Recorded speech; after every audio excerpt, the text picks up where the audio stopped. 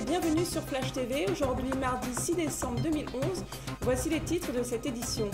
La fin de la campagne sucrière s'annonce. Un premier bilan du comité départemental antifraude. Fin de mission pour les apnéistes pour le marquage de requins. Remise de médailles aux acteurs du bénévolat. Et l'imagerie médicale à Madagascar. C'est vendredi que s'achève la campagne sucrière à l'usine de Bois-Rouge. Bilan positif de la saison pour les deux bassins nord-est et sud-ouest. C'est près d'1,8 million tonnes de cannes qui ont été broyées cette saison.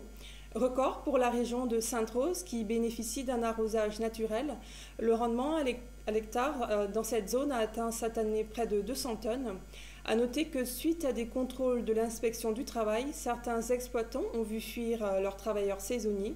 Les coupeuses pays devraient aider à couper près de 2000 tonnes de cannes encore sur pied dans la région de Sainte-Rose. Premier bilan hier du CODAF, le comité opérationnel départemental antifraude.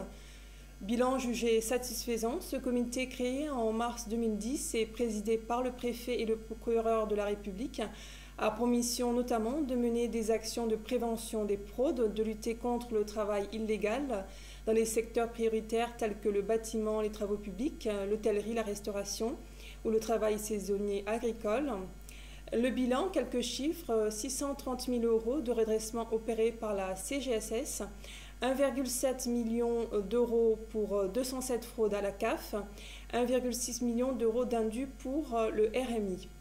Les contrôles vont aller en se renforçant, a indiqué l'ensemble du comité. L'opération de marquage requin en apnée est terminée. Les deux scientifiques ayant fini leur mission, aucun marquage n'a pu être réalisé. Bénéfice tout de même de l'opération, confirmation de la présence de requins dans la zone de baignade et formation d'apnéistes locaux qui vont pouvoir poursuivre l'opération de marquage. 25 bénévoles ont été décorés hier par Michel Lalande, préfet de La Réunion. Pour leur dévouement, ils ont reçu la médaille de la jeunesse et des sports au titre de la promotion du 14 juillet 2011. Le bénévolat à La Réunion, en quelques chiffres, c'est 100 000 personnes, 16 000 associations, dont 1000 créations chaque année, le sport étant l'activité prépondérante dans ce secteur. Madagascar aujourd'hui, le secteur de l'imagerie médicale. Certains médecins spécialistes en imagerie médicale, certains médecins généralistes qui ont les moyens de se payer des matériels d'échographie étendent leur activité sans avoir suivi de formation. Des médecins qui, selon la CIMAD, la Société d'imagerie médicale de Madagascar, n'ont en aucun cas la formation nécessaire pour manipuler, voire utiliser ces images médicales dans le cadre de la prise en charge d'un patient. Or, ce manque de formation peut pourtant fausser l'interprétation d'images, le diagnostic et le traitement adéquat, alors que certaines maladies nécessitent réellement une échographie ou encore une radiologie, un simple scanner n'étant pas suffisant. Selon toujours la CIMAD, cela pourrait aussi doubler, voire tripler le coût du traitement et augmente les séances d'analyse en tout genre qui finalement s'avèrent inutiles.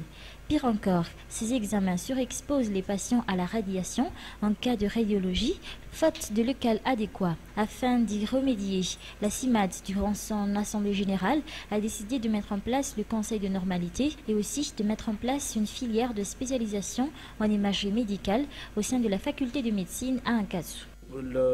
La particularité de cette année, c'est que nous sommes en train de créer ce qu'on appelle le conseil de normalité au sein de la Société d'imagerie de Madagascar.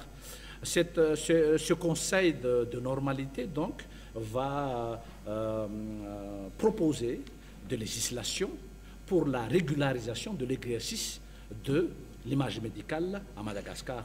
Ça va de la normalité de la radioprotection dans tous les établissements publics ou privés, et puis la normalité de l'exercice, c'est-à-dire que ce conseil va délivrer des certifications annuelles pour améliorer la prestation des médecins qui pratiquent l'imagerie médicale à Madagascar.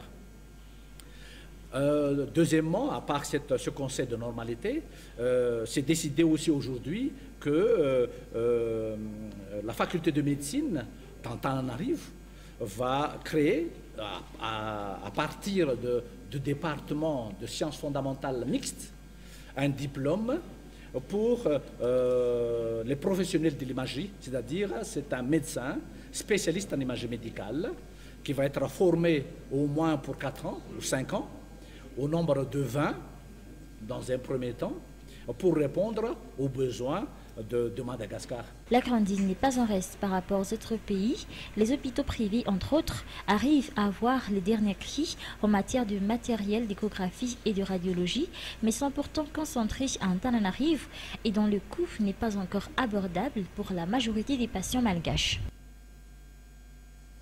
La météo du jour à présent, le temps est couvert chez nous. Les températures varieront entre 25 et 27 degrés dans notre île. Temps pluvieux à Mayotte et aux Comores, soleil voilé aux Seychelles et au Sri Lanka.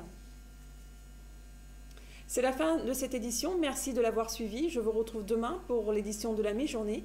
En attendant, l'info continue sur flashtv.re. Très bon après-midi.